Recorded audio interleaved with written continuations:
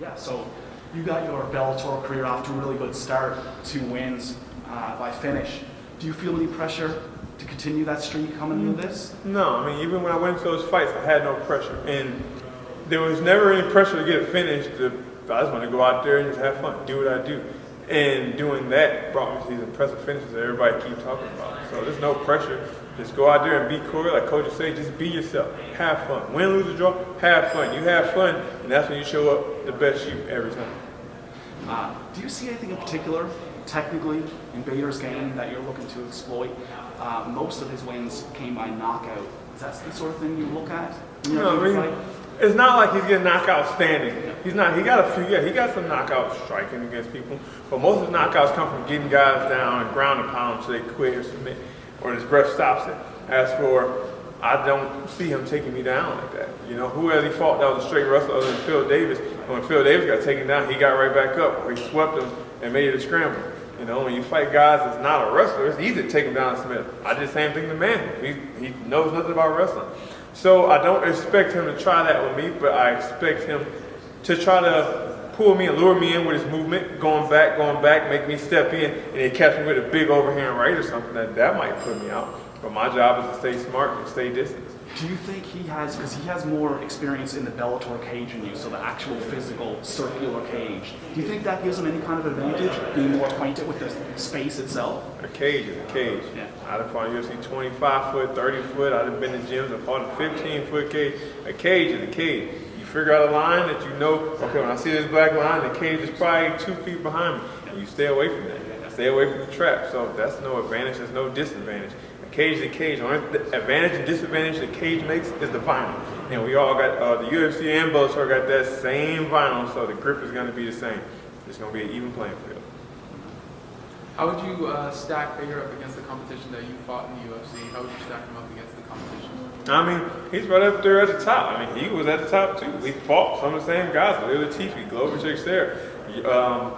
What's his name? OSP. We've got a lot of the same fights, you know. That's where he beat OSP and I'll beat Glover. I mean, he's one of the top. It's just, at this point, I just feel I'm one of the best in the world, if not the best. I say it all the time, and I truly believe it. So him stacking up against me, I just feel it just doesn't match.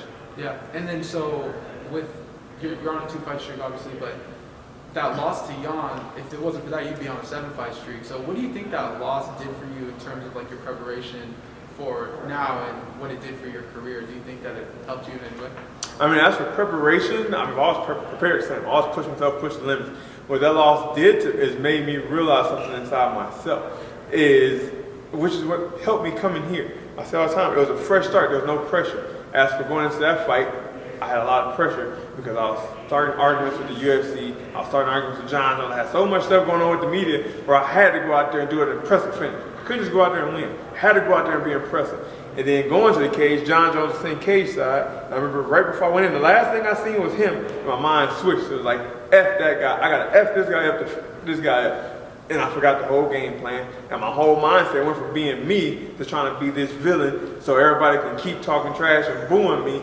And it cost me because I was no longer fighting like Corey. Mm-hmm. So essentially you're having to change your character and everything. It kind of was a detriment to your UFC time. Yeah. 100%. Like my mom always told me when younger in my career, I was tweet stuff and post stuff. My mom she's a real Christian lady, like old school. And to this day, I'm 32 years old, and she would call me and tell me, you take that down. I don't like that post. Or you don't repost that. Take that down. That's disrespectful to them. That's not who you are. That's not how I raised you. Until I got to the point where she would say something, I just rub it off and still be talking trash about John Jones, doing stuff. It changed my demeanor, and it just changed who I was as a person. I wasn't myself. I was trying to be somebody else to make the UFC like me to get this title fight. When that's where I came here and I told Scott Coker, I don't want to do that anymore. I just want to be myself. He said, you come here, you do what you do, and you win, we'll move forward. And that was a burden off my back. So now I can just go do what I do every day in training, and we get the finishes out we get. You've sparred him before. Do you think that's going to really affect the fight, in positive or negative? Because it's been a couple of years. I mean, everybody keep, oh, you taking that, what you happened in the practice into this fight? No, because it's so long ago. But I will take the confidence I gained from that. And with that being said, if I knew what I could do then, my first year in the UFC, and the second time I went out was my third year in the UFC, and I did that. Now, 8 years later in my career, y'all got to remember, I went to the UFC with 3 fights. 6 months, I was in the UFC. So if I did that within that time, and then 2 years later I did even better, 5 years later, you got to imagine what my confidence is at. What can I do now? If he did that when he was only 2 years into the game, imagine what he's going to do at 8 years.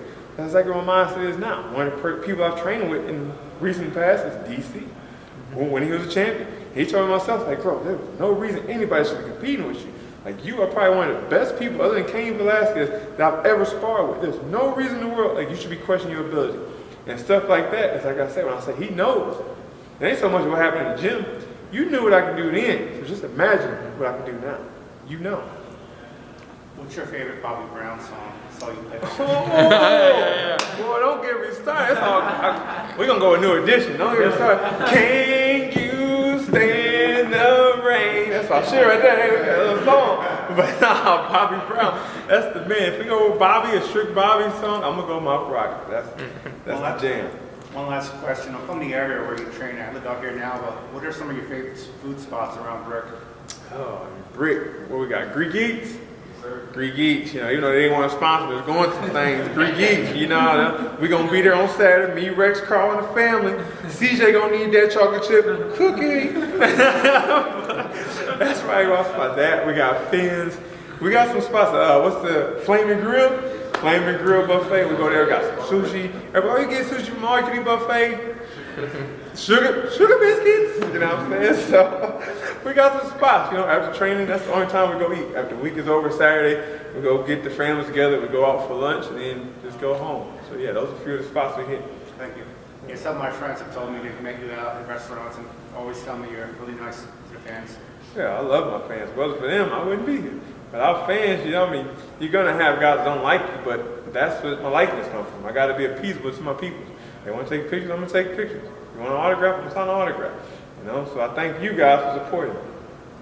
Thank you. I appreciate it. One last one. How do you like Arizona? How are you liking it out Oh, here? Arizona's one of my favorite vacation spots. My best friend lives out here. That's actually how I found Power MMA.